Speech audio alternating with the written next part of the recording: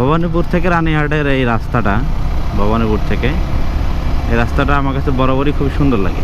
মানে একদম সোজা তো আছেই, তারপরে আবার এত সুন্দর গাছ, ছোট্ট একটা খালের মতো পাশ দিয়ে গেছে, গাছগাছালি খুবই সুন্দর।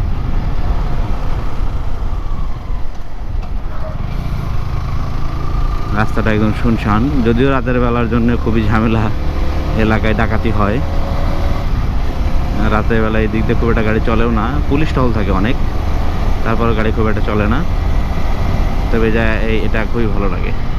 কিন্তু এই যে এইটা ভালো লাগে না যে ব্রিজগুলো, ছোটো ছোটো ব্রিজ না, কালভার্টগুলো একটু উপরে উঠে গেছে, রাস্তাটা নিচে হয়ে গেছে, কিন্তু এটা দেখতে আসলে খুবই জোস।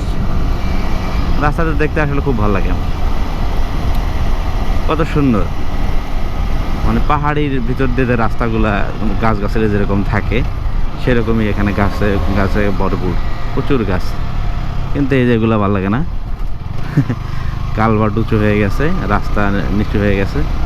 এই রাস্তায় আমি একবার গেছিলাম একজনকে সাথে নিয়ে, ভালো লাগে রাস্তাটা।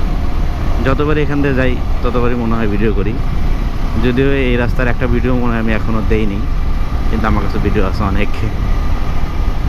রাস্তাটা দেখতে খুবই সুন্দর লাগে।